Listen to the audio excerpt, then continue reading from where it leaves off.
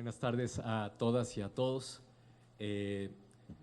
Primero, agradecerles muchísimo que sigan aquí, que estemos, espero, aprovechando estos espacios para encontrarnos, para conversar, y sé que son jornadas muy largas, pero toca y que las disfrutemos, eso es para nosotros una de las cosas principales.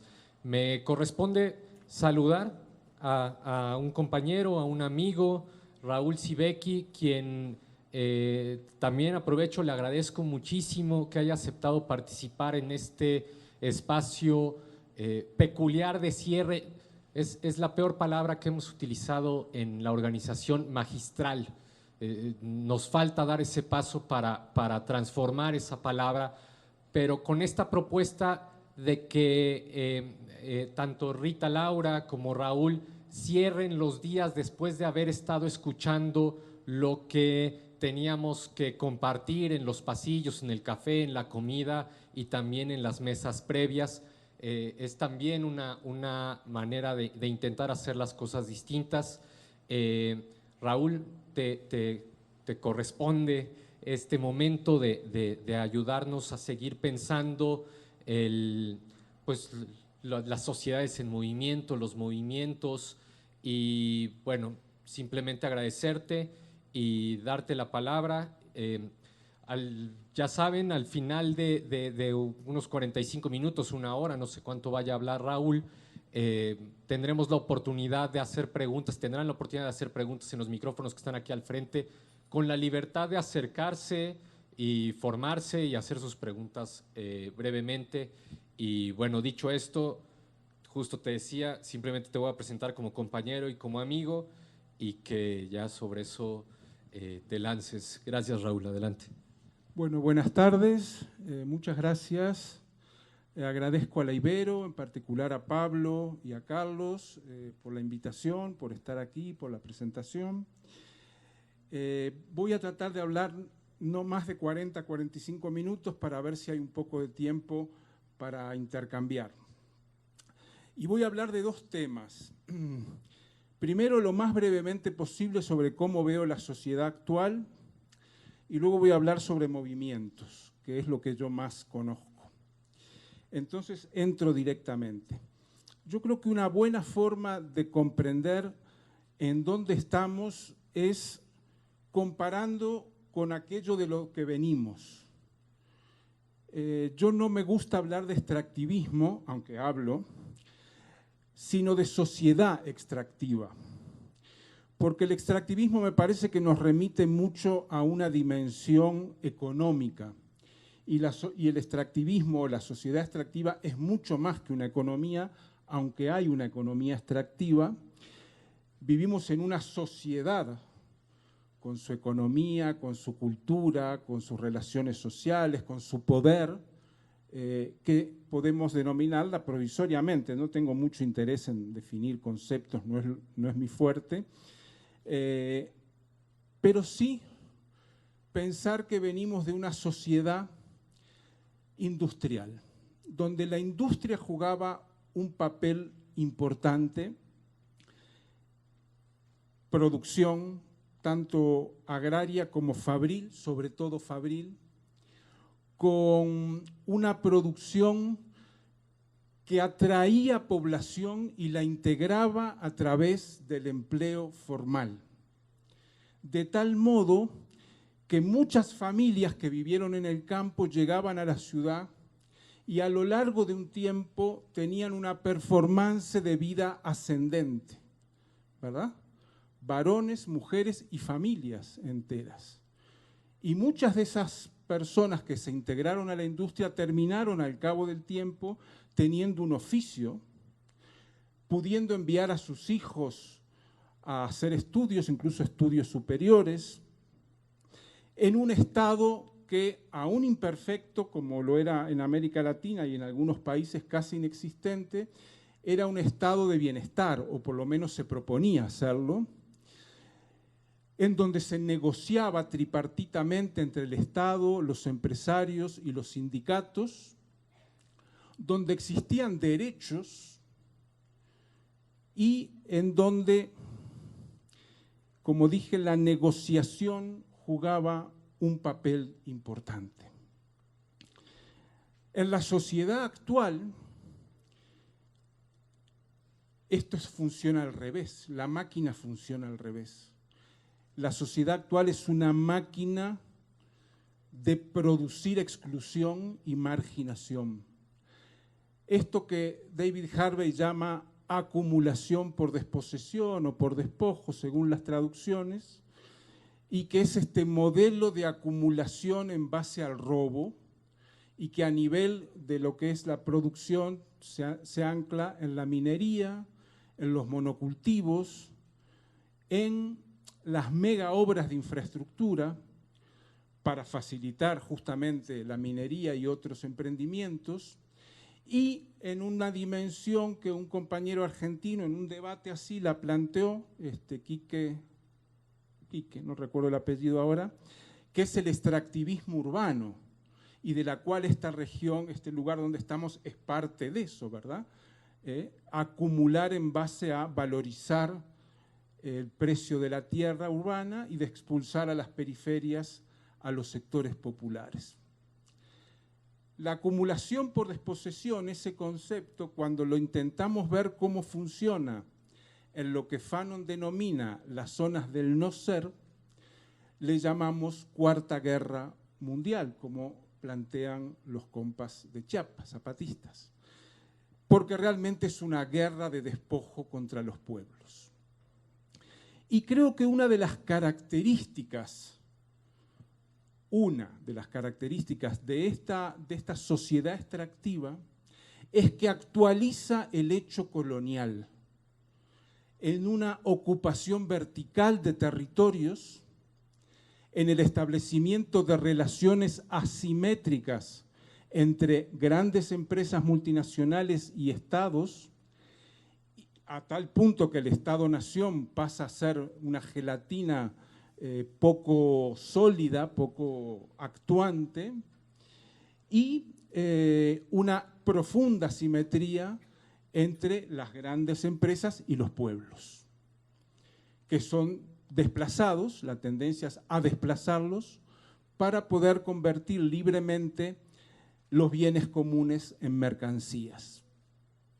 Son economías de enclaves, como en la vieja colonia, que no derraman, que no se vinculan con el resto del territorio. Así funciona la minería, así funcionan las grandes hidroeléctricas, así funcionan los monocultivos, con una mínima relación con el campesinado, con lo que hay alrededor, y atacando directamente la soberanía alimentaria de los pueblos, militarizando territorios, instalando, ya se ha mencionado, espero dialogar con los debates de hoy, instalando una suerte de estado de excepción permanente para los pueblos en los entornos donde se despliegan estas iniciativas, vaciando la democracia.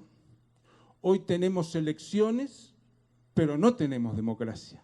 Podemos elegir presidente, diputados, senadores, gobernadores, alcaldes, pero no podemos cambiar el sistema en el que vivimos. Entonces, sí tenemos elecciones, pero no tenemos democracia. Y me gustaría también pensar que la población, constato que la población, en vez de ser un insumo como lo era en el período de la industria necesitaba miles de obreros y obreras produciendo y miles de consumidores y consumidoras. Hoy en día la población no es necesaria para la minería, no es necesaria para los monocultivos, ¿verdad? La población es un estorbo para la acumulación de capital. Mientras que antes la clase obrera, las trabajadoras, los trabajadores eran un insumo para la acumulación de plusvalía, ¿verdad? Y para la realización de la plusvalía. Hoy en día son un obstáculo porque el modelo mutó. Quiero pensar, Esto es un disparate. A mí me gusta pensar disparatadamente porque, bueno, tengo esas características y me van a perdonar. Que el panóptico, como forma de disciplinamiento y de control de la población, funcionó en el periodo del estado del bienestar y de la sociedad industrial, en donde una persona pasaba de la familia nuclear a la escuela, a la fábrica, y si se desviaba al psiquiátrico o al hospital o a la cárcel. ¿Cómo controla hoy el sistema a esa mitad de la población que no tiene lugar en el sistema actual? Que tiene una salud de mala calidad, que no tiene empleo estable, ni aspiración a tener un empleo estable. Y cuando el panóptico fue desbordado. ¿Cómo se controla la sociedad a la población a cielo abierto? Deleuze planteaba en una célebre entrevista que es a través de la deuda. Pero ¿qué pasa con la población que no es endeudable? Y ahí aparecen fenómenos como el narco. Y creo que los feminicidios, podemos discutir, Rita, luego, tienen algo que ver porque se relacionan con este tipo de sociedad, ¿verdad? Mandato de masculinidad imposible, de control de la población a cielo abierto. La idea esta del narco me la trajeron unos amigos, unos compas de Monterrey, que decían, en mi barrio había un tianguis, hay un tianguis, y un buen mes aparecieron, y funcionaba lo más bien, poco cuando se desató la guerra, ¿verdad?, en Monterrey, y aparecen simultáneamente los militares y los narcos. Y a quien no pagaba derecho de piso, bueno, una familia la mataron, a una mujer que vendía en el mercado. Creo que es un tema abierto y que hay que discutir. Y finalmente las políticas sociales sustituyen los derechos. No son derechos, son beneficios que los puede quitar cualquier gobierno o ampliar. Pero no estamos ante una situación de derechos. Los derechos ya no existen para esa mitad de la población que queda por fuera y que es, yo creo que buena parte de las víctimas de la guerra en México y de las guerras que vivimos en América Latina pertenecen a esos sectores, a esa mitad de la población que queda por fuera de un empleo digno, una salud digna, una situación de protección. O sea, las y los de abajo. Bueno, esto es lo que quería plantear brevemente de cómo veo la sociedad actual para pasar al tema de los movimientos. Bueno, primera cuestión. Hablar de movimientos sociales en América Latina es importar un concepto eurocéntrico. Yo hablo de movimientos sociales, ¿no?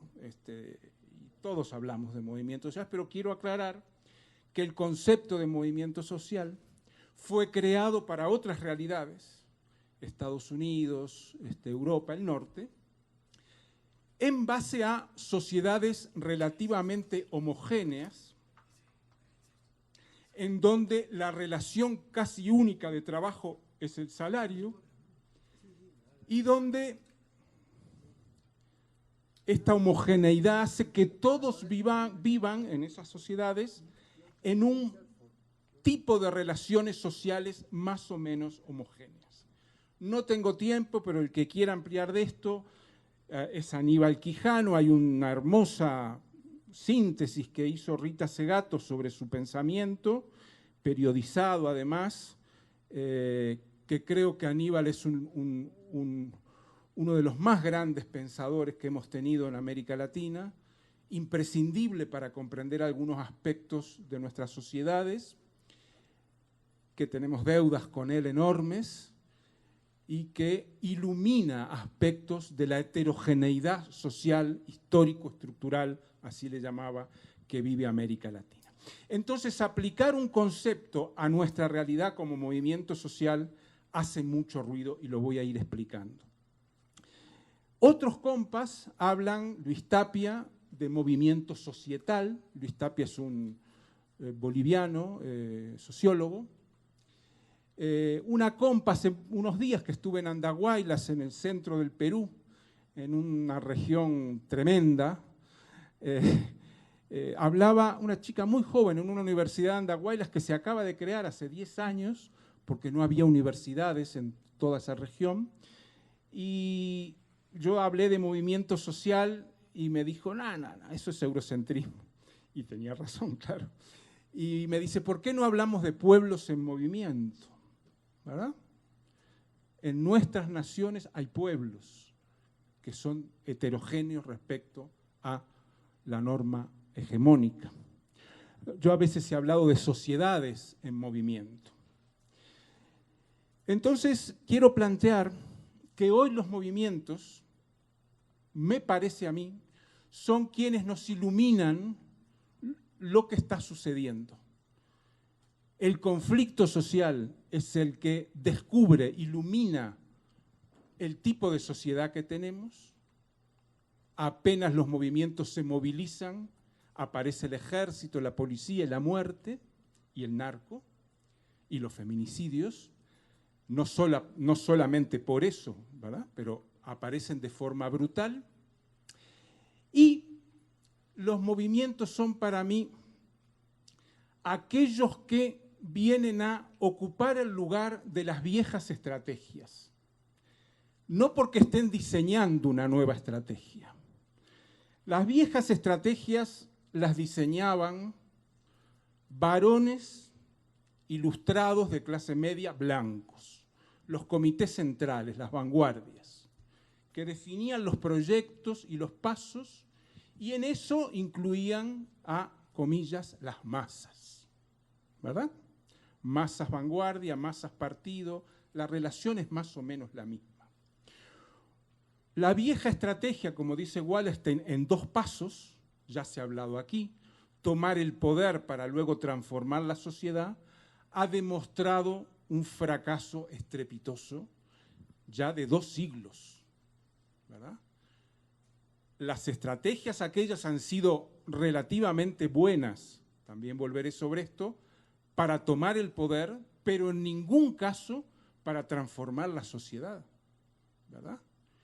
¿Y qué más parecido que el que hubo entre Stalin y Pedro el Grande, aquel zar tan importante en la Rusia zarista? Y así. Hay un columnista de La Jornada que habla de los nuevos mandarines cuando se refiere a los gobernantes chinos. En fin. Hoy en día aquella vieja estrategia no funciona y los movimientos en su accionar, creo yo, puedo estar equivocado, van diseñando una nueva estrategia. Mejor dicho, nuevos horizontes, nuevos caminos, nuevas formas de hacer. ¿Y cuáles son? El centro de esto es que los movimientos resisten y crean. Espero que en un próximo encuentro, en vez de la palabra resiste, que estaba por ahí, ponga crean o crear. Resistir es importante, es lo que venimos haciendo desde hace muchos años y seguiremos haciendo, porque el poder de los poderosos impone que necesitemos resistirlos. De esto casi no voy a hablar. Venimos hablando todos estos días de resistir, de resistencias, y es un punto clave, pero tienen una debilidad.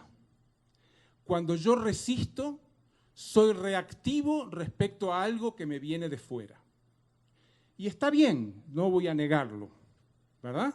Pero tiene esa limitación. Resistir es que hay una agenda de arriba y yo me le planto. Necesario. Pero hace falta algo más. Los movimientos también están creando. ¿Por qué están creando? Porque son los movimientos de abajo, de la zona del no ser, de los que no tienen lugar en la sociedad. Y si no crean, simplemente no son, no existen, no sobreviven. Lo que están creando son espacios de sobrevivencia. ¿Y qué hacen los movimientos? Producen. Cada vez más los movimientos producen sus alimentos. Consiguen cierta autonomía alimentaria y de agua. Ustedes saben que en Ciudad de México ya hay barrios, no los barrios centrales, claro, Santa Fe tiene agua, ¿verdad? Y sobra el agua. Pero ¿no? Bueno, pero la escasez grande de agua es en los barrios populares.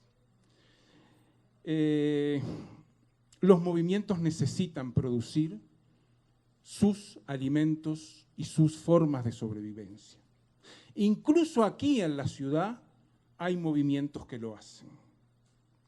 En segundo lugar, los movimientos trabajan una educación propia.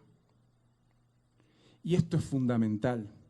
Muchas veces inspirados o comenzando sus trabajos de educación inspirándose en Paulo Freire, en la educación popular, y luego modificándola sobre la marcha. Y hay movimientos que son muy buenos en el tema educativo, como el movimiento Sin Tierra de Brasil, que tiene 1.500 escuelas, y una pedagogía de la tierra. O sea, ellos se iniciaron con Paulo Freire y fueron creando su propia pedagogía. Y muchas veces, bueno, casi todas las 1.500 escuelas las han levantado ellos y ellas, y las personas que educan, que enseñan en el aula, en base a esa pedagogía propia, se han formado, las escuelas de magisterio son del asentamiento y terminan yendo allí a enseñar.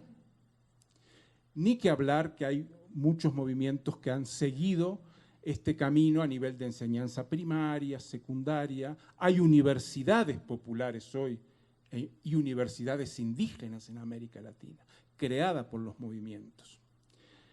Los movimientos tienen un trabajo fuerte en salud, unos más que otros, evidentemente, con sus clínicas, con sus puestos de salud. En Chiapas hay incluso hospitales, en los caracoles, en algunos caracoles, con una salud en 3 niveles, comunidad, municipio, región.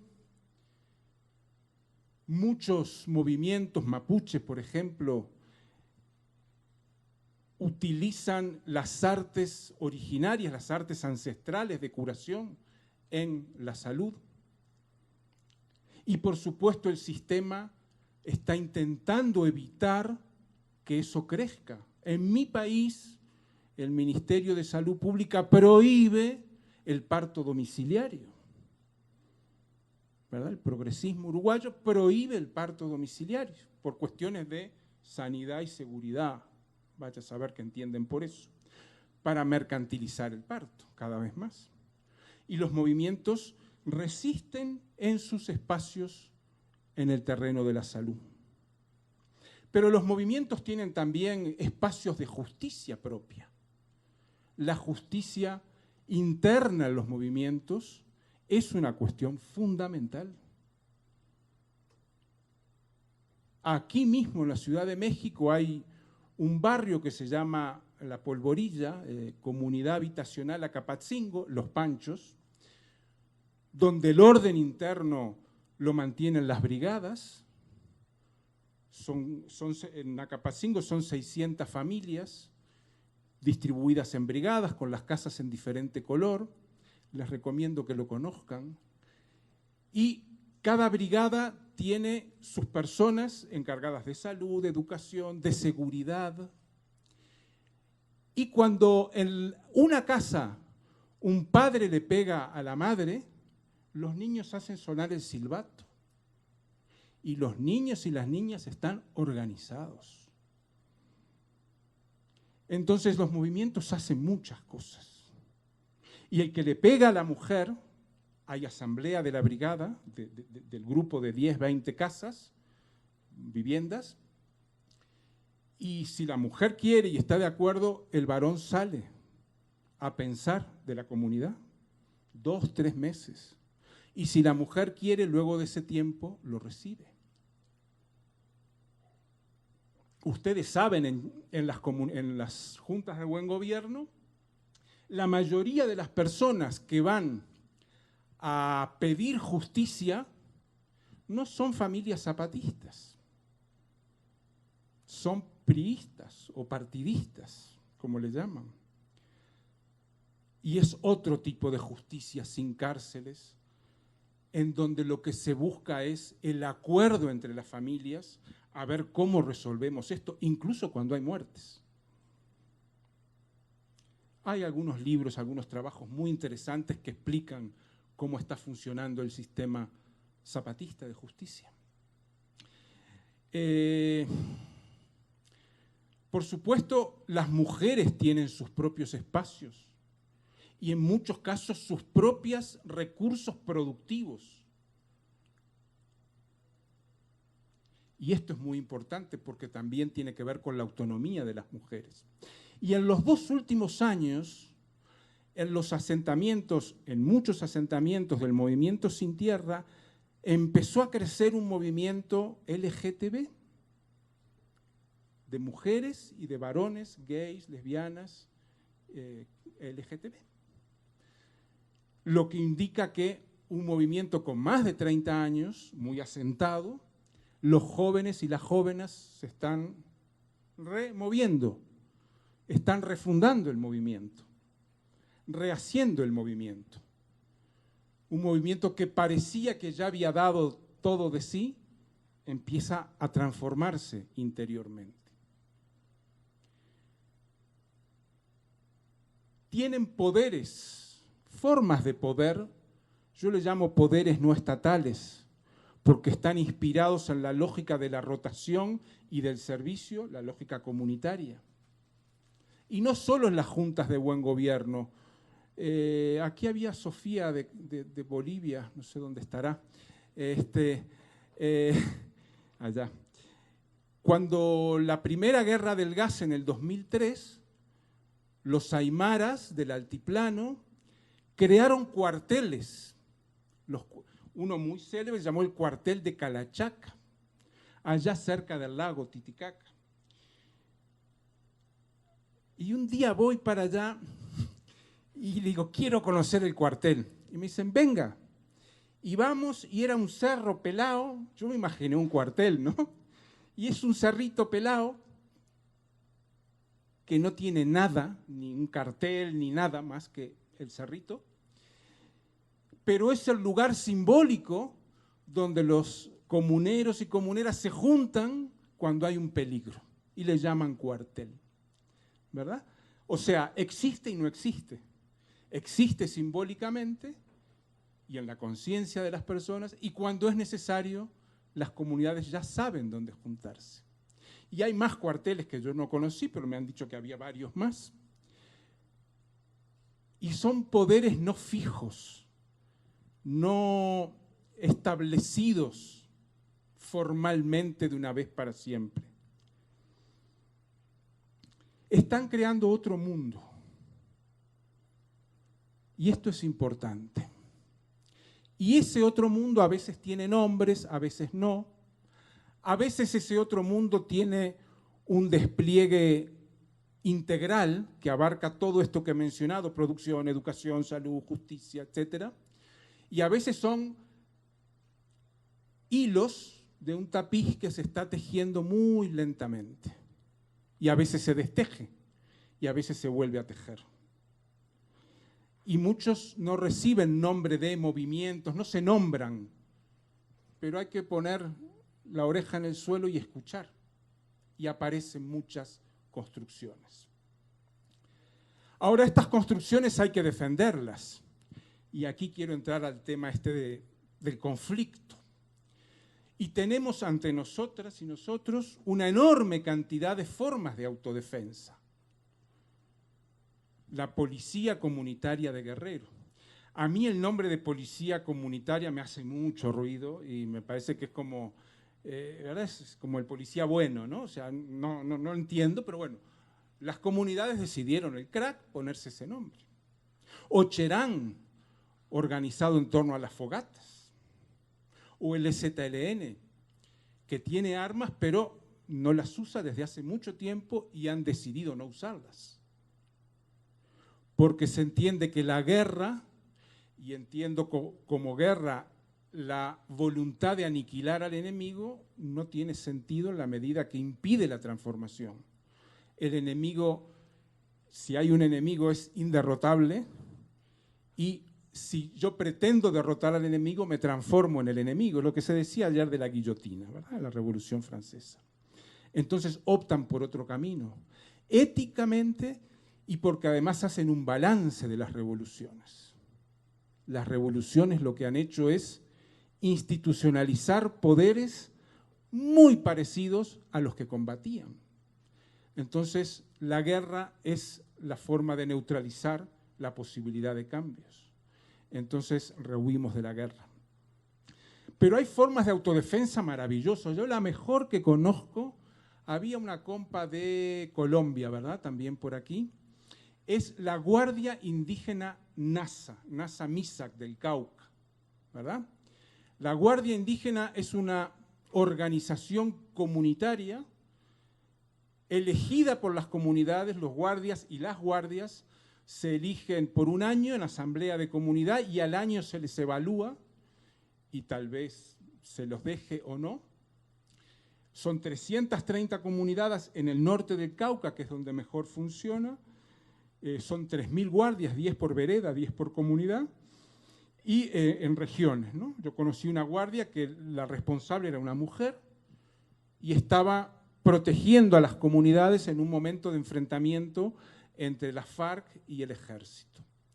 ¿Y qué hace la Guardia Indígena? Protege a las comunidades, las acompaña, resuelve pequeños conflictos entre familias. Cuando hay un secuestrado, y ha habido por el ejército, los paramilitares o la guerrilla, en masa los guardias se movilizan para liberarlo. No usan armas, solo bastones de mando. Consulten, porque hay santos nuevos, San Google, pueden consultar en San Google el tema de guardia indígena y verán qué interesante que es este proceso. Ya hay guardias cimarronas entre los pueblos afros, guardias palenqueras, y es uno de los ejemplos más notables de una autodefensa no armada, sujeta a la comunidad, que es eficiente, que funciona, que además tiene un papel educativo. Y hay muchas otras, las rondas campesinas en el Perú, que comenzaron en los 70, que jugaron un papel importante en la guerra interna, ¿verdad?, para evitar los conflictos, y jugaron un papel importante incluso en el enfrentamiento con Sendero Luminoso. Y los pueblos originarios tienen muchas formas de autodefensa. Ahí está el caso de los Huampis del norte del Perú, que han decretado un gobierno autónomo y que tienen sus formas tradicionales indígenas amazónicos de autodefensa.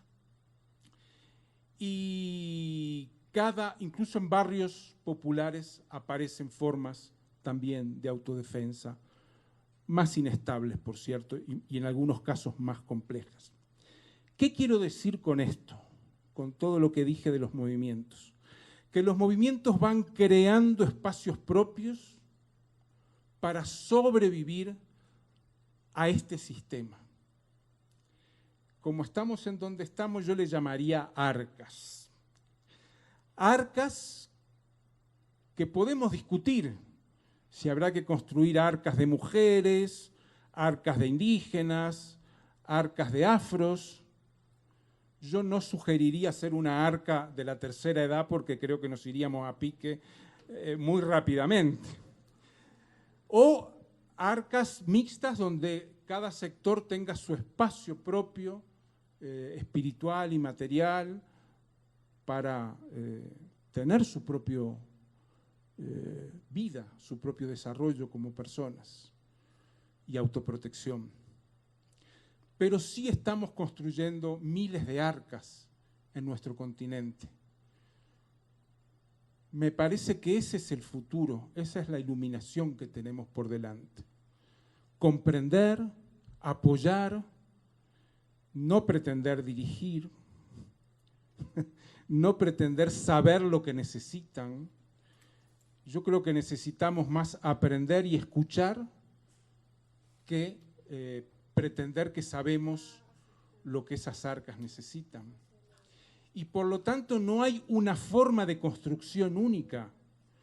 En mi ignorancia pensaba que los pueblos negros iban a seguir el mismo camino de los indígenas. Desastre mío total.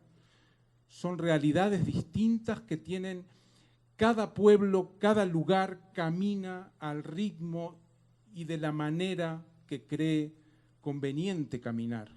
No hay un modo de caminar.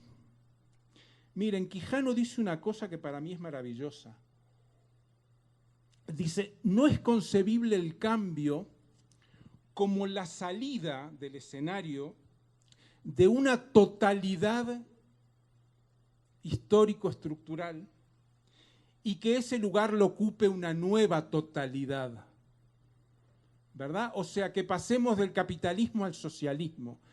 Eso no solo no funcionó, sino que es imposible que funcione, salvo que yo tiranice a quienes no quieren caminar o no pueden caminar al mismo ritmo que los que van por delante, o se supone que van por delante.